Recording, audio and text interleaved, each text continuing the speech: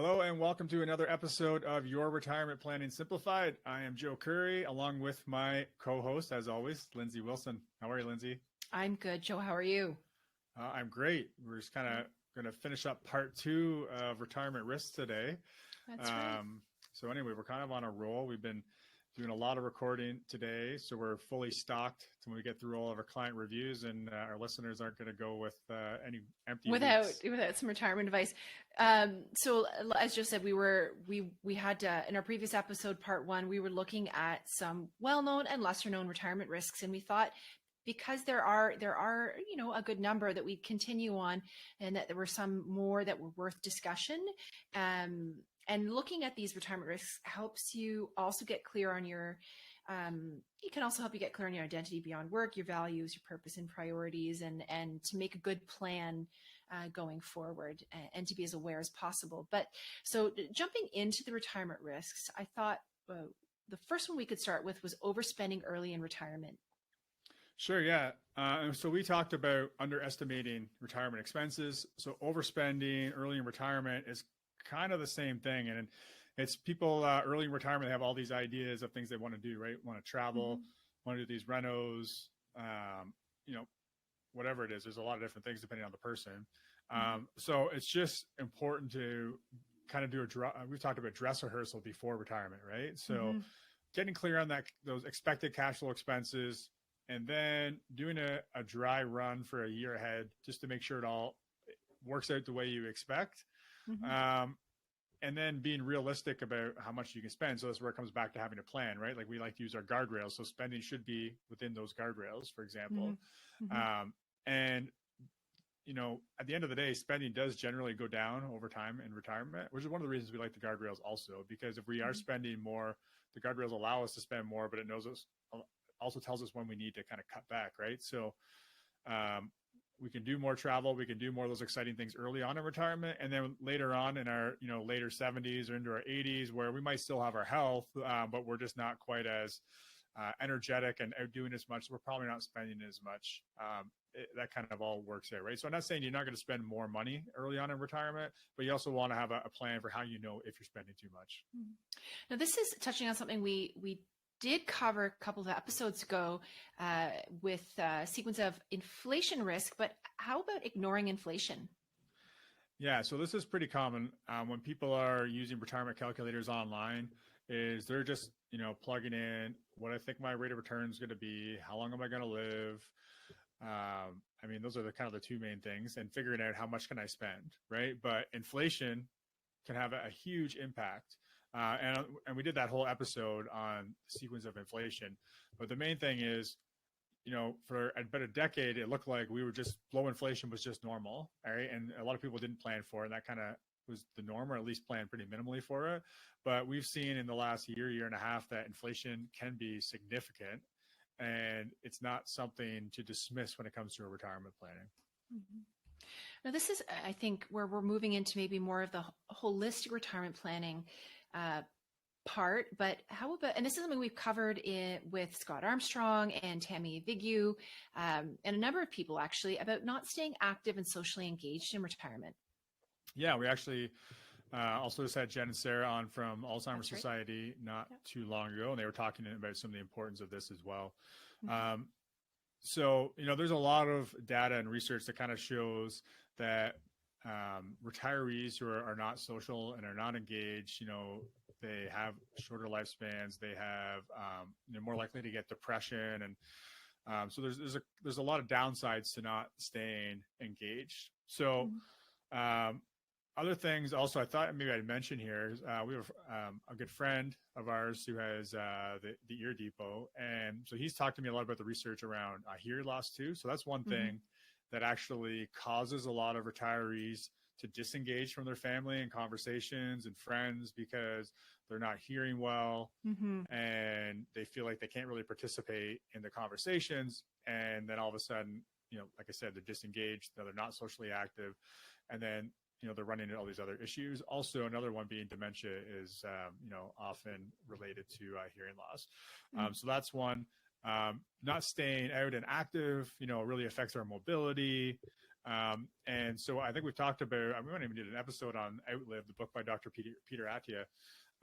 And he talks about kind of the two most important things for health span, which is living longer and well, is actually our strength, so how strong we are, and our VO2 max, which is how well our body uses the oxygen we're taking in, right? So it's kind of like a cardio measurement. But that goes to the staying active piece, right? So if we want to have that good health span, we need to stay out and stay active also. So the social part is, I think, more kind of the cognitive piece, and the staying active is more the, I guess, the health span piece. And I think the next risk dovetails nicely with this, and that's not continuously learning. Yeah, so we've talked a lot about purpose on the retirement podcast. And a big reason for that is that a lot of times people really identify with their career, right? Or maybe their role as a parent. And when they get transition to that next phase into retirement, well, they have, a great idea what that's going to look like. They lose that sense of purpose. And so one way to keep that sense of purpose is to continuously learn and try new things, engage in new activities. And so being a lifelong learner is kind of like staying socially engaged. It's really important for a more enjoyable, purposeful retirement. And how about not seeking professional advice? Yeah. So, this whole segment in our last podcast also was on the risks of retirement, right? Yeah. And so if a lot of times, it's not someone's full-time job to be a retirement planner. And so, they do a little bit of research, find a couple of resources. But as we talked about on a previous episode, also sometimes what's required for retirement planning in an article is maybe overly simplified and not really giving the whole picture. And so it can avoid to making some mistakes, or more importantly, leaving out pieces of the puzzle when it comes to retirement planning. So for someone who doesn't want to make it kind of a full-time gig, and maybe if you're going to retire, you're able to do this into retirement, right? Because you have the time, and maybe that's going to be your lifelong learning and passion, and that's great. But most people aren't. And so in that case, it does make sense to engage with a professional who specializes in retirement planning. How about underestimating how long retirement would last? Yeah, so one of our top 5 retirement risks in our paper is longevity risk, right? And so a lot of people have an idea in their head how long they're going to live, and it's almost always not as long as they're actually going to live. Part of that is life expectancy has come along, medical advancements have come a long way in the last few decades. So a lot of people kind of think, well, my dad only lived to 77, so I might be lucky if I get to 80. But the reality is, like I mentioned, with medical advancements today, that's probably not true. You're probably going to live longer than your parents did.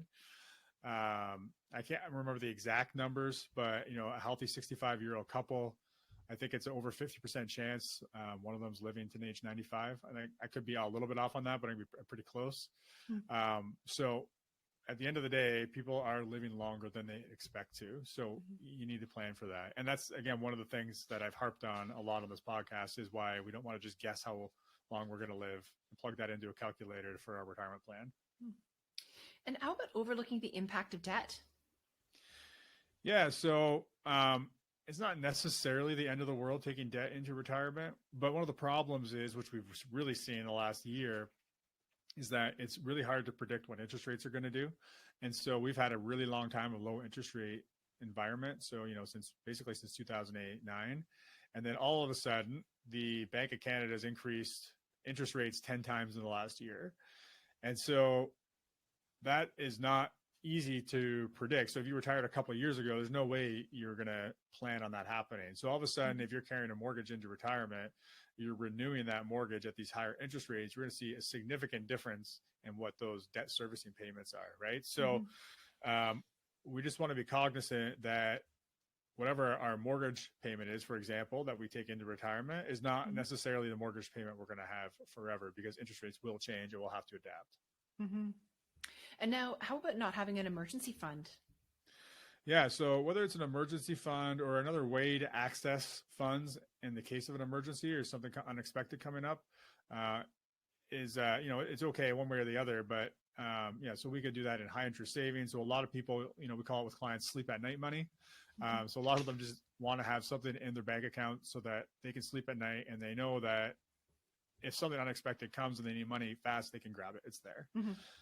For a lot of people, we also talk about home equity line of credit or like all-in-one accounts. But basically, we have a secured debt, so it's a relatively low interest rate. Don't really plan on using it, but if emergencies come up or we need cash fast, we can grab that. We're not going to be forced to take too much money out of the market when, say, markets are down, or we're not going to be forced to pull too much money out of a retirement account where it's fully taxable all in one year, but maybe allow us to spread it out over years. But it is important to have access to cash when we need it. And assuming you can always go back to work? Yeah, so I think we mentioned this a little earlier, but it's kind of like retiring too early. If you're out of the workforce for 10 or 15 years, it might not be as easy to get work as you think, right? And the other thing is your health may not let you go back to work if you need to. In fact, a lot of people retire a lot earlier than they want to, not because they planned on it, because they're forced to because of health, right? So if you think you're going to go back to work, if you run out of money 10 or 15 years into retirement, it might not be as easy as you think, right? So it's definitely, if you're not planning on having something kind of in the shorter term, we're going to kind of stay engaged. I wouldn't count too much on work as a future source of income. And finally, to cap it off, and I think this sort of wraps up speaking about not staying active and socially engaged, not continuously learning, neglecting emotional and psychological well-being. Yeah. So, most people thinking about retirement are just thinking about retiring from something as opposed to something, right? Or maybe I should say when retirement isn't so successful or not as purposeful as we expect, it's because that's our focus. It's getting away from work as opposed to what's next. And, we might have all the finances lined up, ducks in a row, perfect plan in place. No, we're never going to run out of money, but that doesn't mean a successful retirement. That's just one piece of it. So something we've talked a lot about on the podcast is, being clear on our values, getting clear on our purpose beyond work, knowing what those priorities are, and using that kind of as the starting point for any retirement planning.